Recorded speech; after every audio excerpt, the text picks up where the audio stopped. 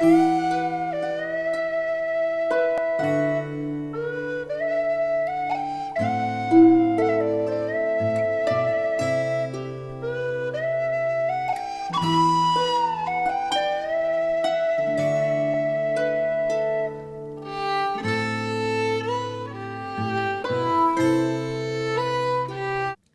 is going to be a short look at this Adventure Sworn Mountaineer that I just got in the mail about 10 minutes ago.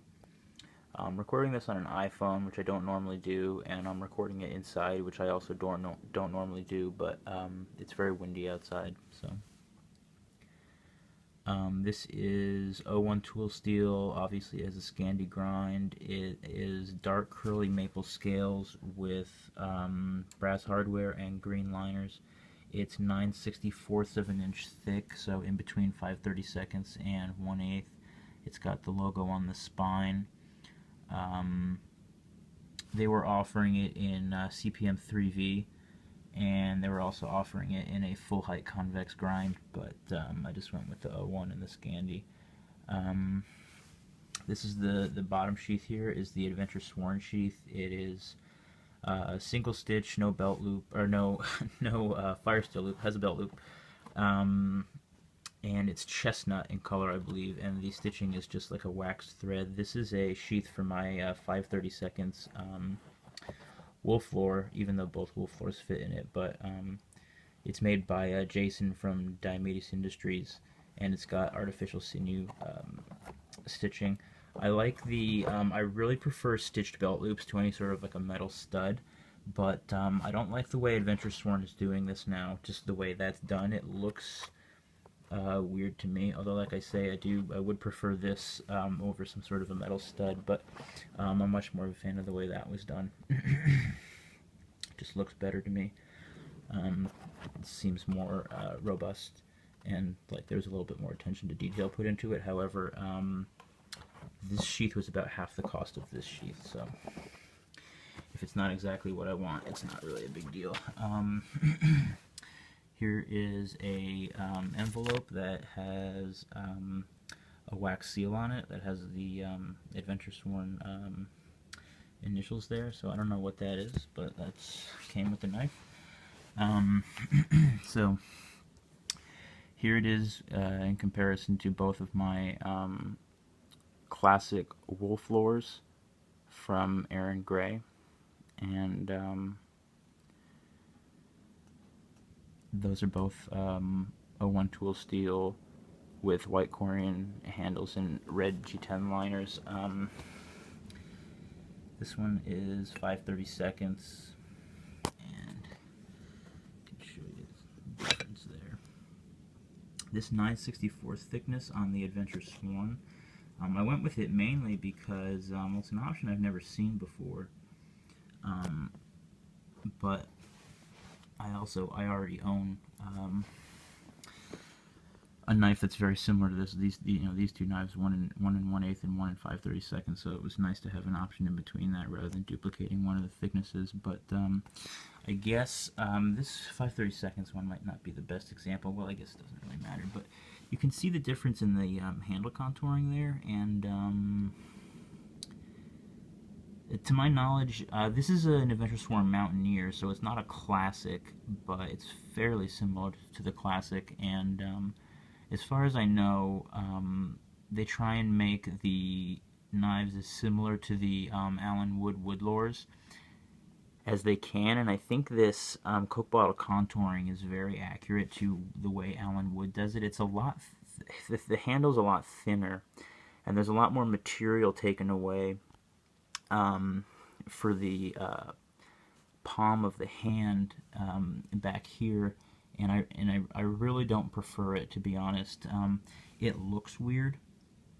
It looks like there's too much material taken away. The handle's too skinny, and might be a little bit better if you had gotten like a thicker stock thickness, like the 5/32 would make the handle feel a little bit thicker, but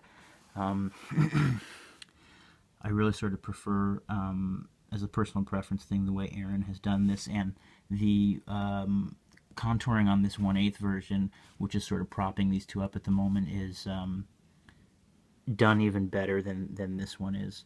So there's some slight differences between the two, but anyway, this is just a short look at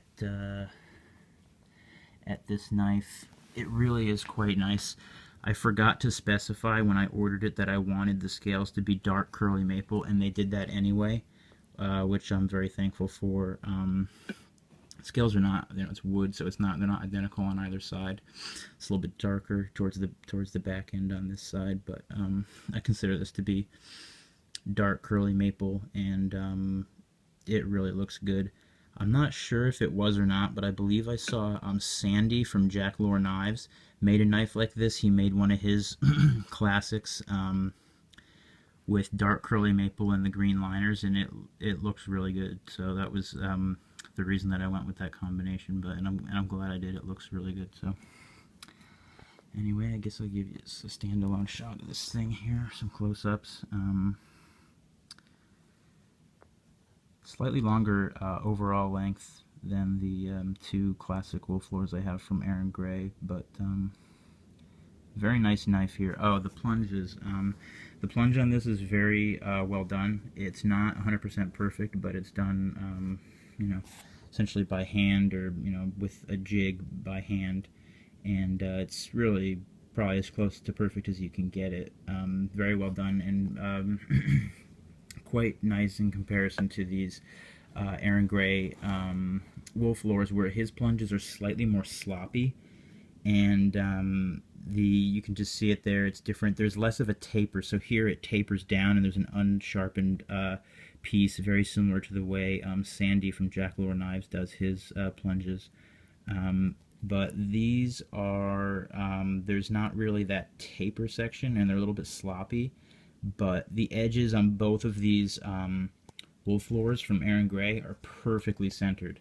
So he gets that edge all the way back, and that is sharpened all the way back, because on the Adventure Sworn there's a slight section that's unsharpened. Here there's not. It's sharpened all the way back. And one of the things is, you can see on this side of the knife, the plunge sort of is slightly forward slanted a little bit, and then on this side it basically goes straight up. And it's like that on both of these knives. It must just be something with the jig that he uses to grind these bevels, and or his own sort of grinding style based on whether he's right-handed or left-handed or whatever. But the Adventure Sworn is a little bit more uniform in the way the bevel, the plunges are on the bevel. But anyway, again, this is a Mountaineer from Adventure Sworn. Really quite a nice knife, and I'll just caveat any sort of negatives that I might have stated about the knife or the sheath are just sort of personal preference. If you guys are interested in a knife like this, I wouldn't hesitate to purchase a knife from Adventure Sworn, or from Aaron Gray for that matter. And when I talk about the sloppiness of his plunge lines, I mean, it's a very difficult thing to do as somebody who's done, made knives and done plunge lines before. I can understand how difficult it is. But anyway, that's it. Just a short look.